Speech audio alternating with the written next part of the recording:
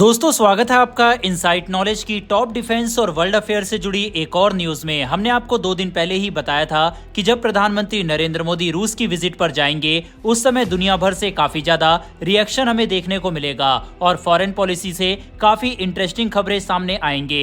और अब ऐसा ही कुछ देखने को मिल रहा है। प्रधानमंत्री नरेंद्र मोदी के विजिट को लेकर अमेरिका की तरफ से पहला रिएक्शन सामने आया है। साथ ही भारतीय प्रधानमंत्री मोदी को एक संदेश अमेरिका ने दिया है और उसे रूस तक पहुंचाने के लिए भी कहा है। इसके अलावा यूक्रेन के राष्ट्रपति जेलेंस्की के द्वारा भी प्रधानमंत्री नरेंद्र मोदी के लिए काफी बुरा भला कहा गया है और भारत के ऊपर काफी गंभीर आरोप यूक्रेन की तरफ से लगाए गए हैं। प्रधानमंत्री नरेंद्र मोदी के इस विजिट से जो भी रिएक्शन सामने आ रहे हैं इनके ऊपर तो हम बात करेंगे ही। इसके अलावा अचानक से चीन की तरफ से भारतीय प्रधानमंत्री नरेंद्र मोदी की जमकर तारीफ की गई है और जिस तरह का वेलकम वगैरह दिया गया है रूस के अंदर उस पर भी चीन काफी हैरान है और भारत की जमकर तारीफ कर रहा है। वहीं भारतीय प्रधानमंत्री नरेंद्र मोदी जिस मेन एजेंडा से रूस की यात्रा पर गए थे उसमें भी अब भारत को सफलता मिल चुकी है। वहीं डिफेंस सेक्टर से भी एक इंपॉर्टेंट खबर सामने आ रही है और ये खबर फ्रांस से सामने आ रही है जहां पर काफी hard negotiation Rafale M fighter jet को लेकर भारत और फ्रांस के बीच स्टार्ट हो चुकी है। इसके बारे में भी वीडियो में बात करेंगे। काफी इंटरेस्टिंग खबर होने वाली है, इसीलिए वीडियो को अंत तक जरूर देखिएगा। तो चलिए शुरू करते हैं इस वीडियो को। और हाँ, अगर आप हमारे चैनल पर पहली बार आए हैं तो नीचे दिए गए सब्सक्राइब बटन को प्रेस कर बेल आइकन को दबा ले जिससे हमारी डेली वीडियो आप तक सबसे पहले पहुंच सके। तो चलिए शुरू करते हैं इस वीडियो को। पहले दोस्तों बात करते हैं रूस से निकल कर आ रही खबर से।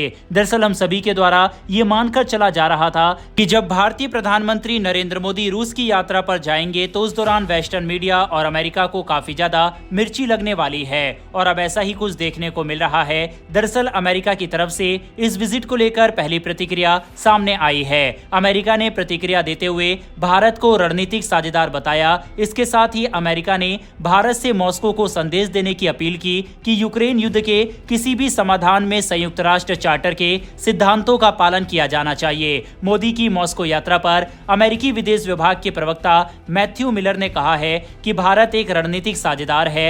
भारत के साथ अमेरिका के खुले और ईमानदार संबंध है जिसमें रूस के साथ भारत के संबंधों के बारे में चिंताएं भी शामिल है। इस दौरान इन्होंने इटली में G7 शिखर सम्मेलन के दौरान पीएम मोदी की यूक्रेनी राष्ट्रपति व्लादिमीर जेलेंस्की से मुलाकात का भी जिक्र किया और इसे महत्वपूर्ण कदम बताया। अमेरिका की तरफ से ये कहा गया है कि भारतीय प्रधानमंत्री नरेंद्र मोदी के किसी भी बयान की हम काफी बारीकी से जांच करेंगे। साथ ही हम ये उम्मीद करते हैं कि भारतीय प्रधानमंत्री यूक्रेन युद्ध के लिए रूस को यूएन के चार्टर के तहत समाधान निकालने के लिए कहे। साफ है दोस्तों, इस समय अमेरिका प्रधानमंत्री नरेंद्र मोदी के कंधे पर बंदूक रखकर चलाने की कोशिश कर रहा है। इतना ही नहीं, अमेरिका की तरफ से यह स्पष्ट किया गया है कि हम भारत और रूस के बीच नजदीकियों की वजह से काफी ज्यादा चिंता में है। यानी कि अमेरिका नहीं चाहता कि भारत और रूस करीब आए। हालांकि अमेरिका के चाहने ना चाहने से कुछ फर्क नहीं पड़ता क्योंकि भारत और रूस का व्यापार $65 बिलियन से भी ज्यादा पहुंच चुका है जिसमें से अकेले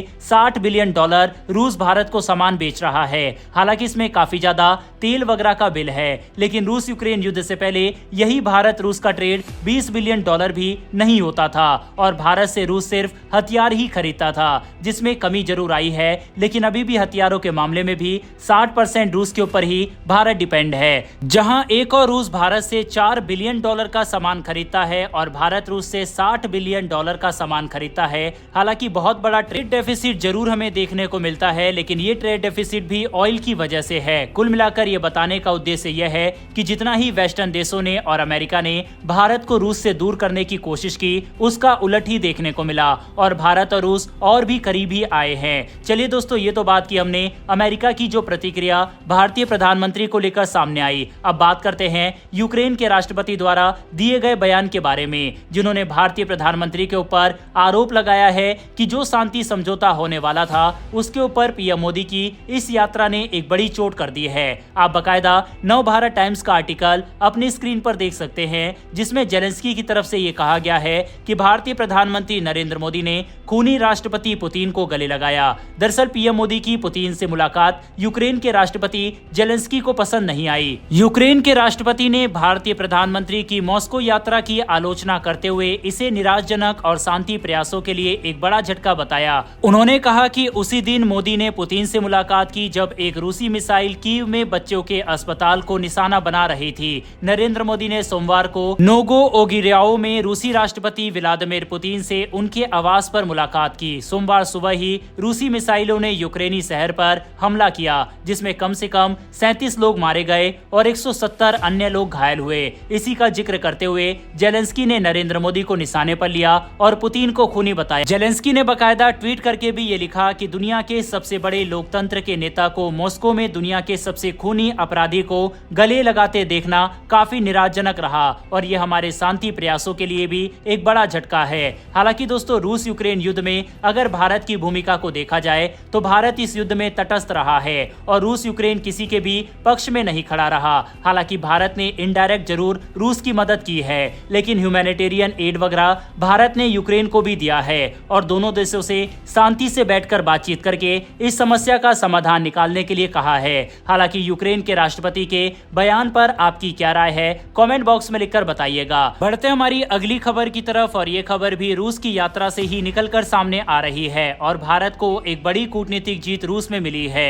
दरअसल भारत का ये मेन एजेंडा रहा है कि भारतीय स्टूडेंट्स वगैरह या भारतीय लोग जो रूसी सेना में शामिल होकर युद्ध लड़ रहे हैं उनको उस क्षेत्र से निकाला जाए और इसी को लेकर अपडेट अब सामने आई है। रूस ने यूक्रेन की जंग में रूस की सेना के लिए काम कर रहे सभी भारतीयों को छोड़ने का फैसला लिया है, साथ ही इनके स्वदेश वापसी का भी इंतजाम करेगा। समाचार एजेंसी ANI ने सूत्रों के हवाले से ये जानकारी दी है। सूत्रों के मुताबिक सोमवार को रूसी राष्ट्रपति से मुलाकात के दौरान पीएम मोदी ने यह मुद्दा उठाया था। रूस के इस फैसले को भारत की बड़ी कूटनीतिक जीत बताया जा रहा है। रूस की सेना के लिए यूक्रेन में काम कर रहे भारतीयों का मुद्दा विपक्ष ने भी उठाया था और सरकार से इस पर जवाब देने की मांग की गई थी।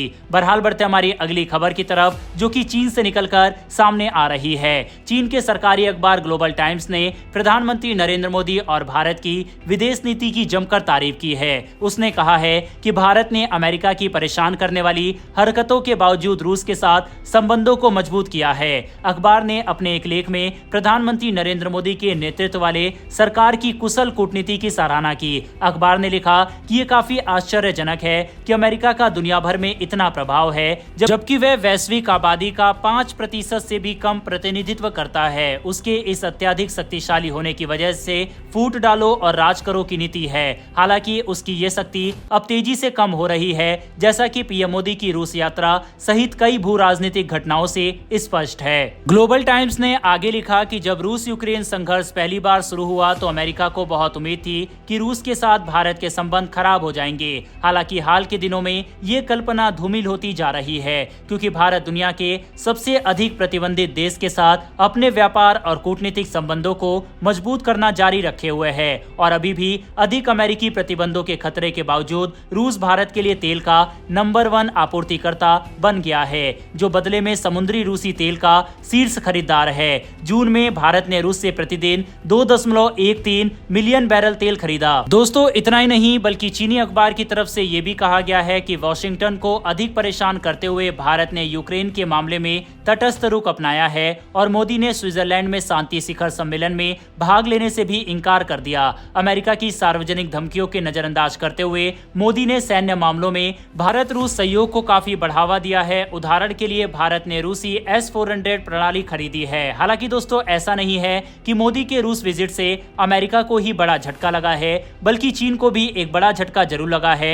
भले ही अमेरिका के लिए वह इस तरह की बातें कर रहा हो, लेकिन जिस तरह का स्वागत पीएम मोदी का रूस में किया गया, ऐसा स्वागत चीनी राष्ट्रपति का भी नहीं किया गया था। आपको बता दें, चीनी राष्ट्रपति शी जिनपिंग को लेने के लिए भी उप प्रधानमंत्री ही रूस के पहुंचे थे, लेकिन जिस तरह से गर्मजोशी के साथ पुतिन मोदी से मिले, ये चीन के लिए भी एक बड़ा संदेश है। बहरहाल चीनी सरकारी अखबार ग्लोबल टाइम्स की तरफ से दिए गए इस बयान पर अपनी राय कमेंट बॉक्स में लिखकर बताइएगा। बढ़ते हमारी आज की अंतिम खबर की तरफ, जो कि फ्रांस से निकलकर सामने आ रही है। दरअसल ANI की रिपोर्ट के मुताबिक राफेल M को लेकर सेकेंड राउंड बातचीत मंडे से स्टार्ट हो गई है और 10-12 दिन चलने वाली है। भारत इसको लेकर काफी हार्ड नेगोशिएशन वगैरह कर रहा है। 26 राफेल के लिए 50,000 करोड़ रुपए की ये डील दोनों देशों के बीच जल्द ही साइन होने की उम्मीद जताई जा रही है। वहीं फ्रांस की तरफ से 50,000 करोड़ रुपए डिमांड किए गए हैं, लेकिन भारत इसकी प्राइस को और तोड़ने की कोशिश कर रहा है। हालांकि फ्रांस के ऑफर में भारतीय मिसाइल के इंटीग्रेशन इन फाइटर जेट में, इसमें अस्त्र एयर टू एयर मिसाइल और साथ ही अन्य इंडियन इन्हेंसमेंट इस फाइटर जेट में की जाएगी। वहीं पर दोस्तों इसी के साथ ये भी अब फाइनल हो चुका है कि भारत अमेरिकी फाइटर जेट के साथ तो नहीं जाने वाला, जो कि उम्मीद जताई जा रही थी कि राफेल एम की हाई कीमत की वजह से अमेरिकी FA-18 की तरफ जा सकता है। लेकिन अब ऐसा लगता है कि अमेरिका का सपना सपना ही रह जाएगा भारत को फाइटर जेट बेचने का। और अब तो हमें यह भी लग रहा है कि MRFA टेंडर में भी भारत अमेरिकी फाइटर जेट को कंसीडर नहीं ही करेगा, क्योंकि जिस तरह से डसॉल्ट एविएशन भारत में फैक्ट्री वगैरह लगा रहा है, उससे लगता है कि फ्रांस के हाथ में ये डील भी जाने वाली है। बहरहाल इस खबर के ऊपर अपनी राय कमेंट बॉक्स में लिखकर बताइएगा। अगर आपने इस वीडियो को यहाँ तक देखा है तो मेरी एक छोटी सी रिक्वेस्ट है कि नीचे दिए गए सब्सक्राइब बटन को प्रेस कर बेल आइकन को दबा ले, जिससे हमारी डेली ऐसी वीडियो आप तक सबसे पहले पहुंच सके। फिर मिलेंगे ऐसी एक नई वीडियो के साथ। धन्यवाद। जय हिंद।